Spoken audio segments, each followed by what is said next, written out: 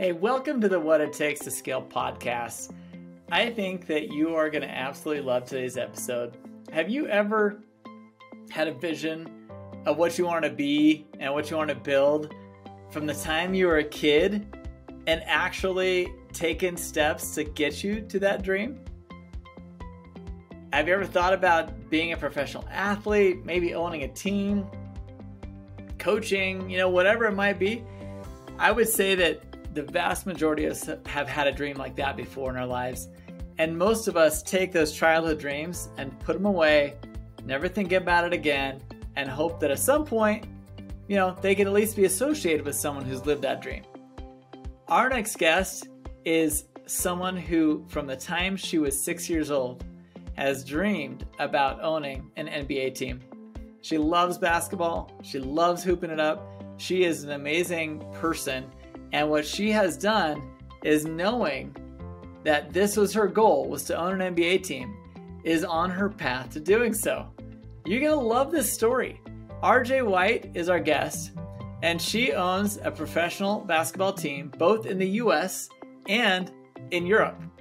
She is obviously not taking this very lightly. She sees it as a step to her goal, and it is clearly every step she takes is getting her from someone who had no chance to someone who has a great chance of getting her name known and entering into her dream business ownership of owning an NBA team.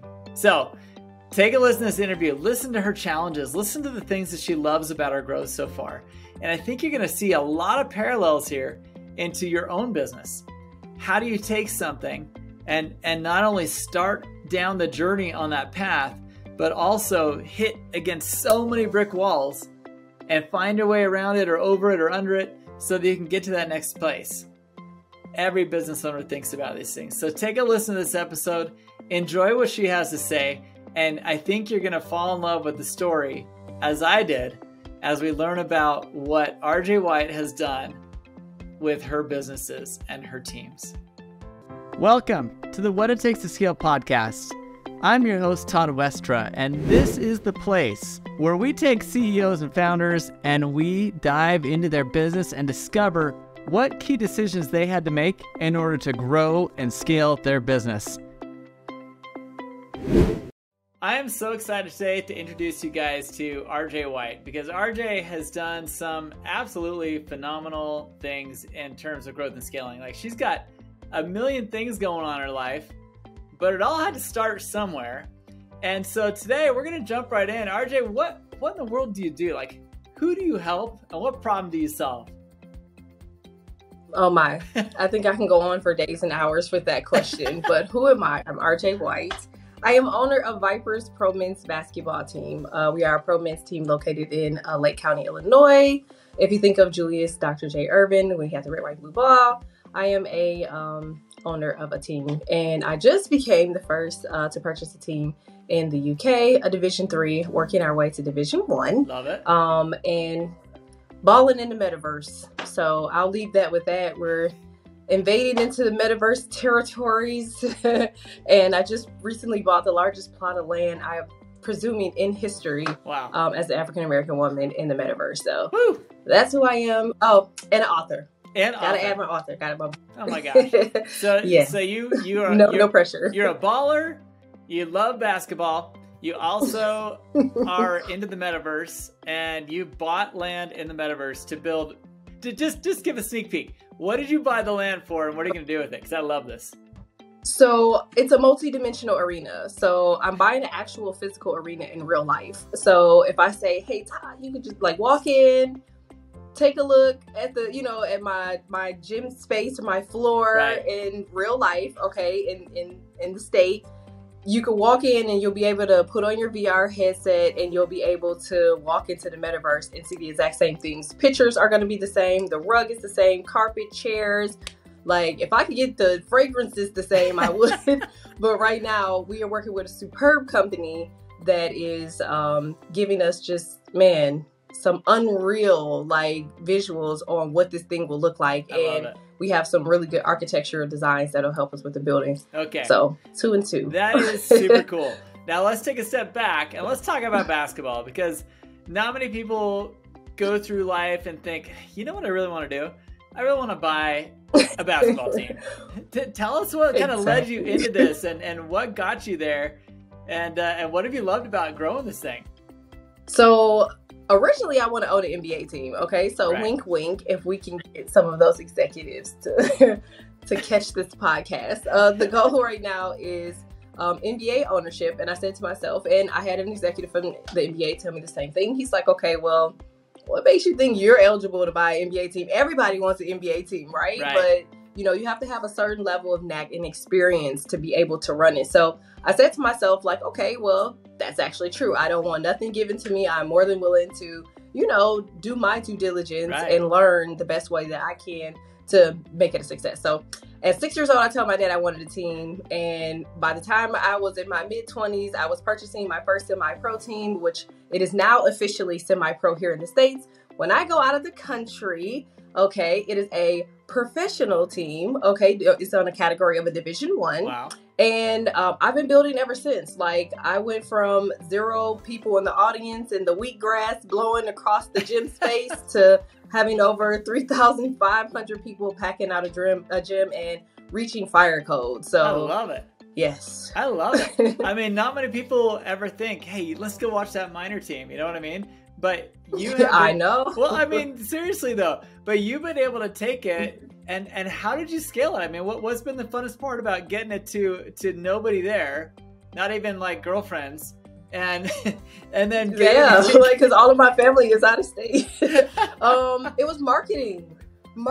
Like when I, you know, like when we had our conversation, like the one thing I forgot about in the beginning was marketing. Like I spent all this money. I'm like, all right, people just gonna show up. Like they're just gonna show up, okay? Right. And we get there, it's like one guy, which I told you, he was struggling to get in there. He sits down, he's just watching like, all right, it's only me, you know, to us saying like, okay, well, we need a street team, you know, like I had to adapt different marketing strategies. I just recently got certified from Harvard for negotiation mastery. So we can bring more, you know, different businesses and, you know, B2B relationships into the mix. And it's been marketing. Like our biggest thing right now has been marketing. My presence, like I just reached like 3.7 million in analytics, and just, you know, bringing awareness to who we are. That's cool. I know, right? Bringing awareness to who we are. So that's kind of where we are with it. Like marketing is like that's like my thing. Like I just love it. You know, I love networking. It's just, it's just who I am. Okay. But seriously though, it's like, how do you go from just networking yourself and your personal brand into taking that influence and then translating that into people packing houses where you go play? Figuring out what works. Like, you know, for the first dynamic was that we were in a high school. And I said to myself, like, okay, what's the dynamic of like what gets people to high schools? Because I'm here to tell you, I do millennial research on shopping habits and everything else. Okay. So I know how millennials spend their money. And I was just trying to say, like, okay, how do you meet the two? And I thought to myself, I said, okay, millennials aren't just showing up just to go somewhere. I mean, we're learning that with the NBA, right? They're not buying NBA tickets right now. So interesting. I said to myself, like, okay, it's because it's local. You have to get the community involved. You have to get the people they're centrally located there. It's just a walk down the street. Right. It's literally going out of their front door, right, you know, 5 minutes away. So I said, okay, you have to build a relationship with the community. Yeah. And I think that's the thing that people are missing. They want everybody else but their backyard. So that was our first thing that we had to learn. That's a valuable lesson. That is a really great lesson. I think there's a lot to unpack in that statement. I mean, when you study the dynamics of who you want to be there, I guess that's the big thing. You know, even taking one step back, how do you monetize? How do you make money from this team? I mean, it's obviously attendance, right?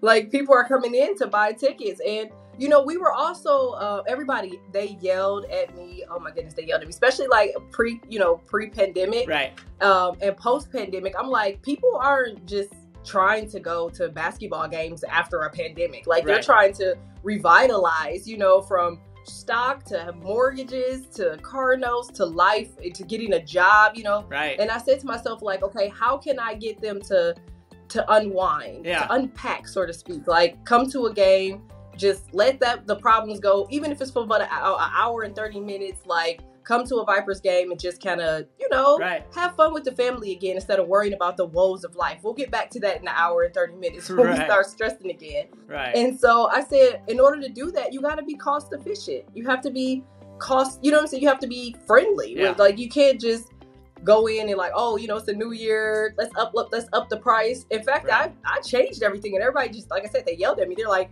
how are you going to make a profit off this? And I'm like, let's make all the kids free.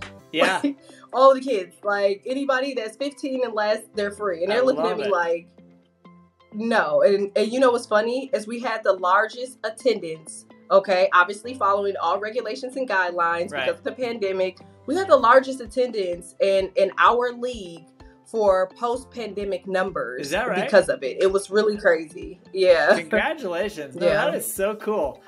Now let's go to the flip side, because I know that like in growing and scaling anything, there's stuff that we love about it. That's what keeps us going. That's what keeps us motivated. What's been the biggest pain in the butt? I mean, what walls have you hit that it was like, oh my gosh? Marketing still, it's like funny. A double-edged sword for me, right? Yeah. It's like you can get the best player in the world. Like, yeah, he gonna drop 30, he's gonna drop 40, he could drop 50, 60. Yeah. But is he marketable? And that's been like our biggest pet peeve, is that we will find some of the best players, good personalities, some even stellar men, but unfortunately they're camera shy, or they have a stammer, or they don't want to be on the camera, or they just want to play basketball. They don't care about the community side of things, even though it's a requirement for our contracts. Wow. They do the bare minimum, So, and it's not just a us thing. You're seeing this across the board, even in the big leagues, So, you're not kidding. It's kind of a dual issue for us as it is for the big guys, which gives me more further realization to know I'm not too far away. I love it. So yeah, I love it. I mean, Gary Vee always talks about owning the Jets, but have you got something in your sights? Like, is there a team you're looking at? No, I'm not. I'm actually open. Like, I also said that I didn't want to just directly go in buying. Like, I want to go in and just take a look at how things are and see if the information that I have, which I'm proven and shown that it works, can work on something on a bigger scale. Because, you just, you don't know unless you try, and I've had some conversations. I'm in conversation right now about WNBA ownership, and I do plan on utilizing that in my platform and stuff like that with that, and my education with that, to also help me transition that into my overall goals. I love it. There's a few things I really love about this conversation so far. First off, you've got like very clear goals. From the time you're 6 years old, you have just been driven towards this goal, and I think that is just amazing. Like, it's just awesome. Thank you. And I love that every step along the way that you've been taking it's very obvious to see where your path is taking you.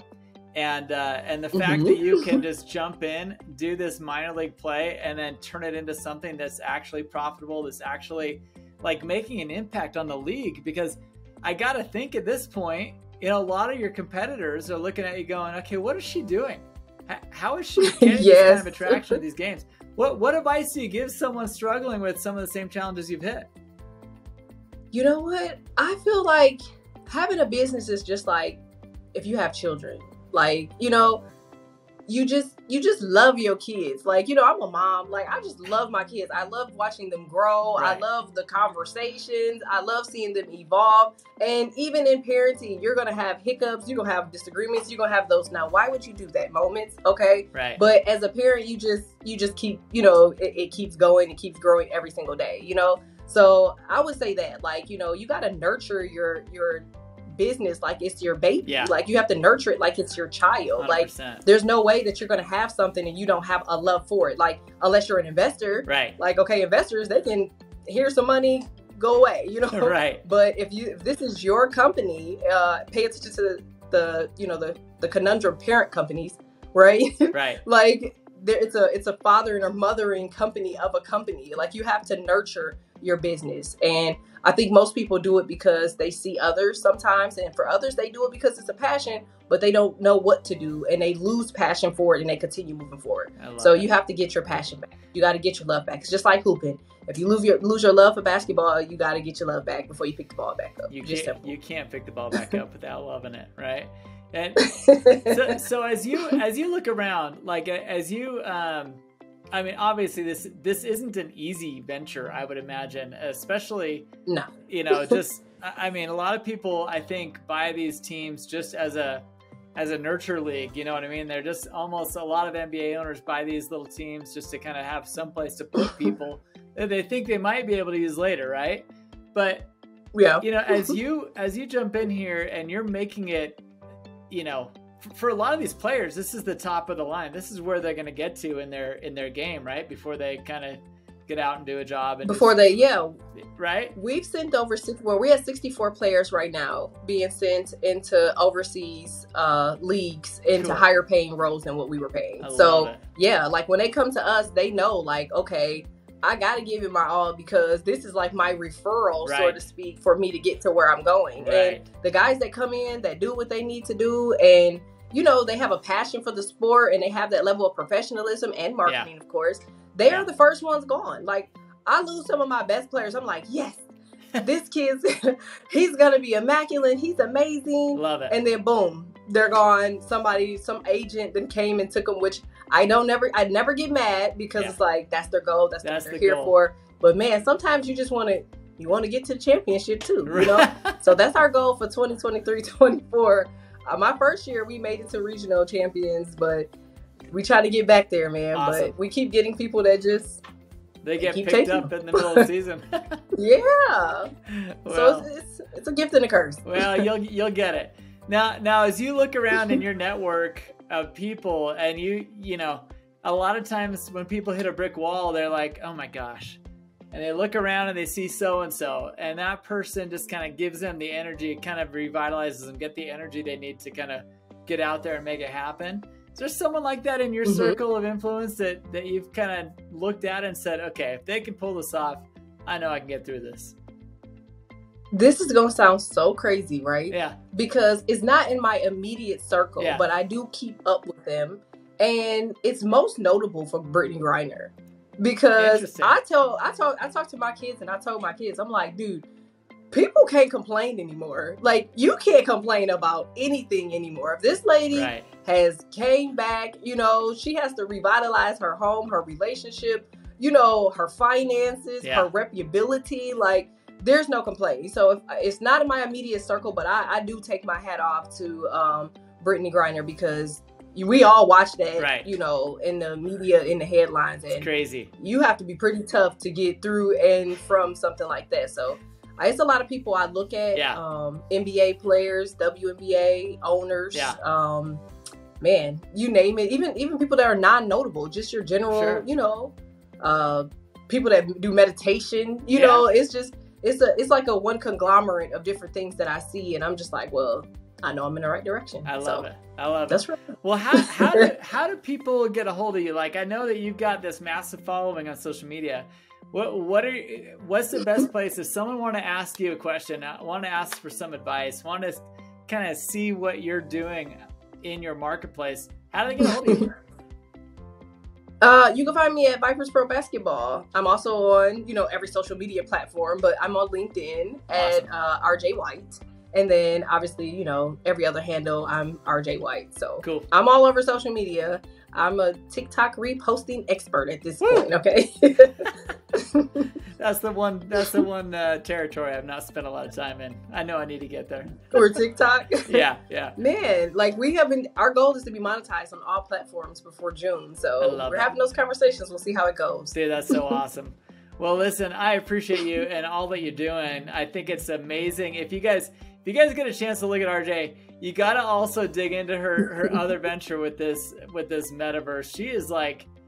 She is doing some crazy stuff there that I think is probably going to set a trend for people in the future. And listen, congratulations on everything you got going on. I'm so excited to hear about how you take this European team and do something special with it. And keep doing what you're doing. Thanks for being here today.